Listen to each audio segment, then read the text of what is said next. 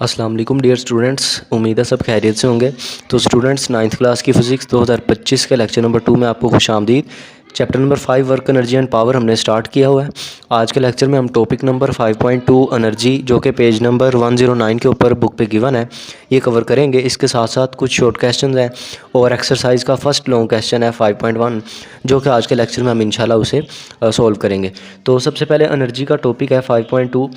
इसके अंदर काफ़ी सारे शॉर्ट क्वेश्चन हैं, पहले आप उन्हें समझ लें कि ये क्या होते हैं।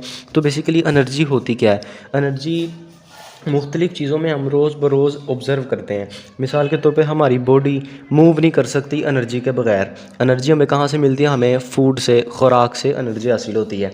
इसके अलावा जो कार है, जो व्हीकल्स हैं, वो भी एनर्जी के बगैर नहीं चल सकती।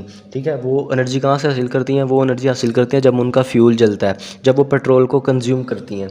इसके अलावा जो फैक्ट्रीज़ में मशीनें हैं, वो भी एनर्जी के बगैर कभी भी इलेक्ट्रिसिटी जनरेट नहीं कर सकती। ठीक है, इस तरह ढेर सारी एग्जांपल्स हैं डेली लाइफ में जिसमें आप एनर्जी को ऑब्ज़र्व कर सकते हैं। तो बेसिकली कोई भी ऑब्जेक्ट है, वो अगर उसके अंदर वर्क करने की सलाहियत मौजूद है, अगर वो वर्क डन कर सकता है, तो इसका मतलब है उसके पास एनर्जी है। ठीक है, तो यही डेफिनेशन है एनर्जी की। Energy of a body is defined as its ability to do work. ठीक है, ये डेफिनेशन हो जाएगी। इसके साथ ऐसे यूनिट आपने लिखना है कि energy is a scalar quantity, it's SI unit is joule. Same as work, work का भी ऐसे यूनिट जूल होता है, अभी हमने पिछले लेक्चर में पढ़ा था। इसी तरह एनर्जी का यूनिट भी क्या होगा? जूल ही होगा। ठीक है, आगे 1 जूल की हम डेफिनेशन करेंगे, क्योंकि यह आपको इस तरह पूछा जा सकता है कि define the unit of energy. तो आपने ये डेफिनेशन लिख देनी है, 1 joule work is done on a body, the amount of energy spend is 1 joule. कि जब कोई ऑब्जेक्ट या कोई बॉडी वो 1 जूल वर्क डन करे, तो इसका मतलब है उसने 1 जूल एनर्जी स्पेंड की। ठीक है, और 1 जूल हमें पता है किसके बराबर होता है? 1 जूल बराबर होता है 1 न्यूटन मीटर के। ये हमने पिछले लेक्चर में डिस्कस किया था। ठीक है, इसके बाद एनर्जी ट्रांसफ़र वाला शॉर्ट क्वेश्चन है। एनर्जी ट्रांसफ़र का क्या मतलब है? कि एनर्जी को एक बॉडी से दूसरी बॉडी में ट्रांसफ़र किया जा सकता है, या एनर्जी को एक फॉर्म से दूसरी फॉर्म में ट्रांसफ़र किया जा सकता है। एनर्जी की बहुत सारी फॉर्म्स हैं, जैसे chemical energy, potential, kinetic, mechanical energy, elastic potential energy. ढेर सारी एग्जांपल्स हैं, एनर्जी की टाइप्स हैं। तो इस तरह एनर्जी को एक फॉर्म से दूसरी फॉर्म में ट्रांसफ़र किया जा सकता है। और हम आने वाले लेक्चर में इस चीज़ को पढ़ेंगे भी, जब law of conservation of energy पढ़ेंगे, कि एनर्जी को ना तो क्रिएट किया जा सकता है और ना ही एनर्जी को डिस्ट्रॉय किया जा सकता है, लेकिन एनर्जी को एक फॉर्म से दूसरी फॉर्म में कन्वर्ट किया जा सकता है। अब ये किस तरह कन्वर्ट होती है? मिसाल के तौर पर जिस तरह आप अगर किसी पार्क में जाएं जहाँ पे झूले लगे होते हैं, स्विंग्स लगे होते हैं, आप जिस तरह ही झूले को पुश करते हैं तो क्या होता है? वो आगे की तरफ मोशन करना स्टार्ट कर देता है। तो वो मोशन बेसिकली क्यों कर रहा है? वो मोशन इसीलिए कर रहा है क्योंकि उसके पास एनर्जी है। वो एनर्जी कहाँ से आई? वो एनर्जी यही आपकी बॉडी की केमिकल एनर्जी ट्रांसफ़र हो गई स्विंग के अंदर, झूले में, जो कि झूले की मोशन की सूरत में फिर हमें दिखाई दे रही है। तो ये energy is transfer to a body on which work is done. तो एनर्जी बेसिकली उस बॉडी में ट्रांसफ़र होती है जिस बॉडी पे वर्क डन होता है, यानी जो बॉडी वर्क डन करने की सलाहियत रखती है। ठीक है, for example when you work pushing a swing, कि जब आप किसी झूले को पुश करते हैं, आप वर्क करते हैं, chemical energy in your body is transfer to swing.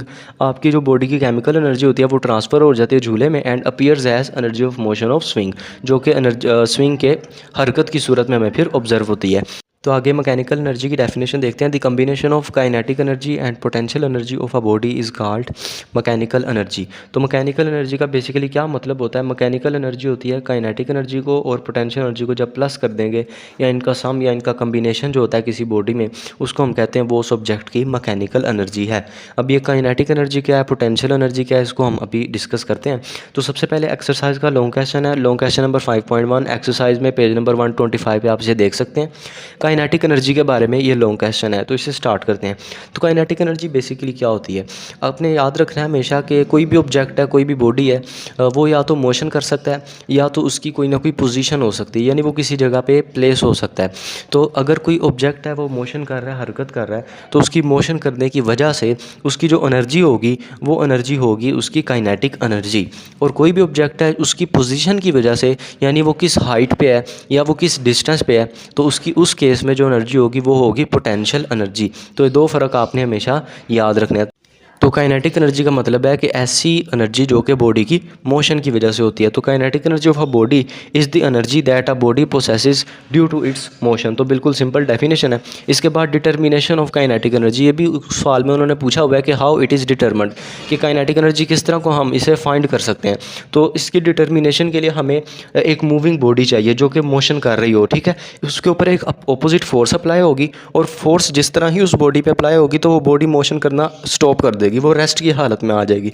तो उस केस में हम देखेंगे कि फोर्स ने क्या वर्क डन किया, यानी फोर्स और वर्क डन वो दोनों आपस में इक्वल हो जाएंगे उस केस में, ठीक है। तो for determination of how much kinetic energy a moving body possesses an opposite force can be applied to stop its motion, then the work done by force will be equal to kinetic energy of body.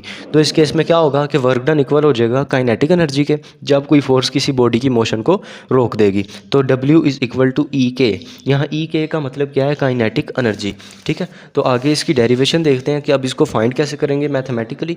तो suppose a body of mass m is moving with velocity v and opposing force F acting on it through a distance s brings it to rest. तो वही बात कि एक body जिसका मास m है वो किसी वेलोसिटी से हरकत कर रही है और एक ओपोजिंग फोर्स उसके ऊपर अप्लाई होगी जिसकी वजह से वो रेस्ट की हालत में आ जाएगी, वो स्टॉप हो जाएगी उसकी मोशन। तो E के बराबर है W के, और W का फार्मूला हमने कल पढ़ा था, F मल्टीप्लाई S होता है product of magnitude of force and distance. तो ये वर्क डन का फार्मूला, ठीक है। तो इसकी जगह हम ये पुट कर देंगे, इसे आपने इक्वेशन नंबर 1 कह देना है। फिर यहाँ हम F की वैल्यू पुट करेंगे और F के साथ S की वैल्यू पुट करेंगे। अब हमें क्या चाहिए, हमें F की वैल्यू चाहिए और S की वैल्यू चाहिए। जब ये दोनों वैल्यूज़ आ जाएंगी तो हम इन दोनों को इक्वेशन 1 में पुट कर देंगे तो काइनेटिक एनर्जी का फार्मूला बन जाएगा। तो F का फार्मूला हमें पता है, F is equal to ma Newton second law, हमने चैप्टर नंबर 3 डायनामिक्स में पढ़ा था। तो जो डिस्टेंस है S वो कैसे फाइंड होगा, ये चैप्टर नंबर 2 काइनेमेटिक्स में पढ़ा था। डिस्टेंस बराबर होता है स्पीड मल्टीप्लाई बाय टाइम के। तो यहाँ स्पीड हम एवरेज इस्तेमाल करेंगे, ठीक है, क्योंकि बॉडी ने स्टार्ट किया मोशन तो स्टार्ट करने से पहले वो रेस्ट की हालत में थी, उसकी इनिशियल वेलोसिटी भी होगी और फिर जिस तरह उसने चलना स्टार्ट किया और फिर बाद में उसके ऊपर कोई फोर्स अप्लाई हुई और फोर्स अप्लाई होने के बाद वो रुक गई, तो इसका मतलब वो रेस्ट की हालत में आ गई। तो अगर एक बॉडी है जिसका मास m है, उसने किसी वेलोसिटी से चलना स्टार्ट किया और वो चलती जा रही है, उसके ऊपर एक फोर्स अप्लाई हुई, ओपोजिंग फोर्स F, जिस फोर्स ने क्या किया, उस बॉडी की मोशन को रोक दिया। अब वो बॉडी रेस्ट की हालत में आ गई, यानी उसकी वेलोसिटी होगी 0। तो ये जो 0 वेलोसिटी है फाइनल पॉइंट पे, एंडिंग पॉइंट पे, वो इसकी फाइनल वेलोसिटी हो जाएगी Vf, और जो स्टार्टिंग पॉइंट पे उसकी वेलोसिटी थी वो थी V, यानी इनिशियल वेलोसिटी। तो यहाँ हम इसलिए एवरेज इस्तेमाल करेंगे क्योंकि V एवरेज बेसिकली बराबर है Vi plus Vf divided by 2, यानी कि initial velocity plus final velocity divided by 2। तो V प्लस 0 करेंगे डिवाइडेड बाय 2 करेंगे तो ये एवरेज वेलोसिटी का आंसर आ जाएगा, ठीक है। साथ T है तो T को साथ ऐसे लिख लेंगे तो ये S का भी फार्मूला आ गया। अब ये S का फार्मूला V/2 मल्टीप्लाई T आया और फोर्स का फार्मूला ma आया। इन दोनों को आपने पुट कर देना इक्वेशन नंबर 1 के अंदर। तो इक्वेशन 1 है हमारी W is equal to F multiply S, जो कि काइनेटिक एनर्जी के बराबर है।